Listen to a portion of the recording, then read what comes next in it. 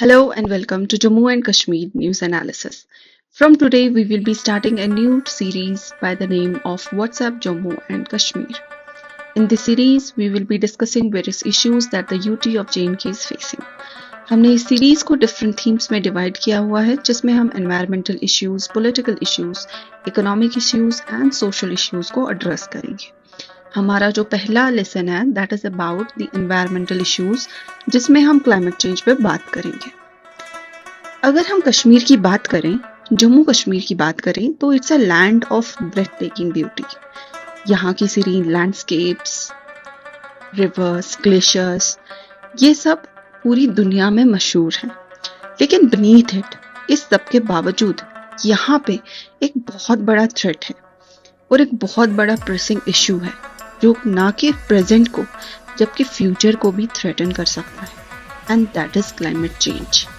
अगर हम बात करें रिवर्स की, चनाब, रावी, झेलम और इंडस, इन सब का सोर्स अगर हम देखें तो हमारे ग्लेशियर्स ही हैं। ग्लेशियर्स को हम लाइफलाइन मानते हैं और ये ग्लेशियर्स से हमारा सारा एग्रीकल्चर चलता है। अभी J&K की पॉपुलेशन देखें तो 70% of the J&K's population is dependent on agriculture. ना सिर्फ एग्रीकल्चर, टूरिज्म, इंडस्ट्री, सर्विसेज, ये सारे सेक्टर्स वाटर रिसोर्सेज के डिपेंडेंट हैं।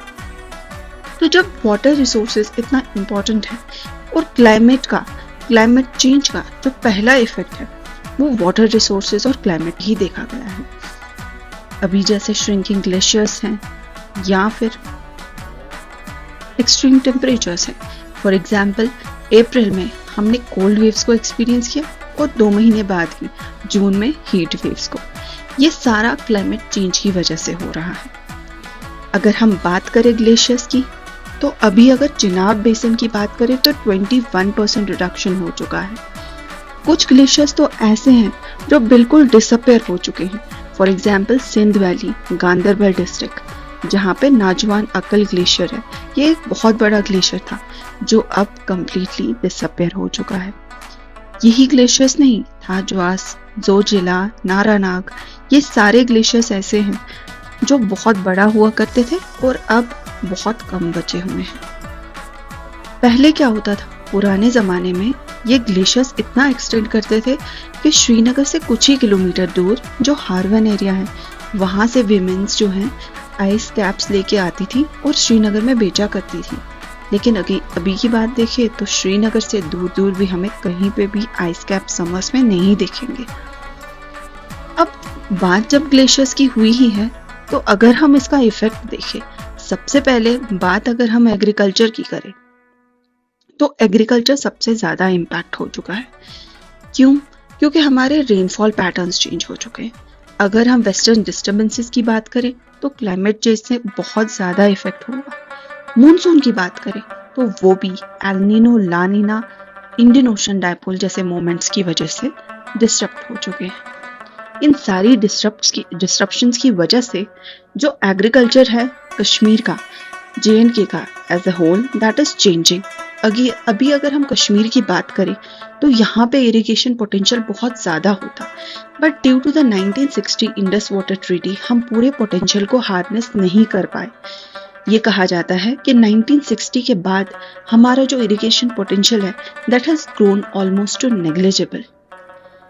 इस सब कॉन्स्ट्रेंट्स की वजह से हमारा जो एग्रीकल्चर है वो पैडी से बिल्कुल शिफ्ट हो चुका है और अब हम हॉर्टिकल्चर पे आए हैं।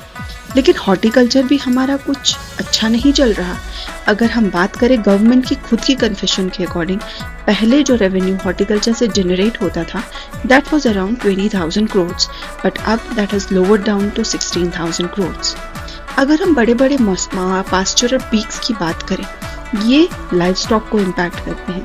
पहले क्या होता था, पीर पंजाल के रेंज पे एक सीजनल पास्चरल लैंड्स हमें मिला करती थी, लेकिन अर्ली स्प्रिंग की वजह से अब जो ग्रोथ है वो पहले ही हो जाती है और माइग्रेशंस में डिसरप्शंस आने लगी है, इकोलॉजिकल बैलेंस में भी डिसरप्शन आने लगी है, फ्लोरा फौना डिसरप्ट होने लगा है। ये सब कम नहीं था, ये तो हम बोलते हैं कि क्लाइमेट चेंज के इफेक्ट्स है और कहीं ना कहीं डेवलप्ड वर्ल्ड भी इसमें बिल्कुल हकदार है और हमारे भी कुछ रीजंस हैं। लेकिन J&K भी इसमें कम नहीं है। हमने डेवलपमेंट के नाम पे इकोलॉजी को बिल्कुल भी इम्पोर्टेंस नहीं दी। अगर हम बात करें एक रीसेंट केस स्टडी की, जिसमें हमारे जम्मू के लंग्स जिनको बोला जाता है, जो कि हमारे फॉरेस्ट्स, वेल नोन फॉरेस्ट्स जिनको हम रायका फॉरेस्ट्स कहते हैं, वहाँ पे 38,000 ट्रीज को काटा गया जस्ट एक हाई कोर्ट बिल्डिंग के लिए। और इसकी वजह से कितने सारे वाइल्ड लाइफ डिस्प्लेस हो गए और वहाँ की इकोलॉजी पूरी तरह डिसरप्ट हो गई। अब फॉरेस्ट्स की बात और एग्रीकल्चर की बात हमने की है, हमें ये समझ नहीं आता कि ये कहीं ना कहीं ह्यूमंस पे भी इम्पैक्ट करते हैं। अगर हम अपनी फूड डेफिसिट की बात करें तो अभी हमारा फूड डेफिसिट इज अराउंड 40% और ऐसा माना जाता है कि we will be growing to 60% in future. 1980s की बात है, कश्मीर वैली का फूड डेफिसिट वाज जस्ट 23%। तो आप सोचिए, where are we heading to? ना हमारे पास खाना है, ना हम वाइल्ड लाइफ प्रोटेक्ट कर रहे हैं, ना हमारे पास लाइफ स्टॉक है, ना हमारे पास वाटर रहेगा। अब मिनरल्स की बात करते हैं।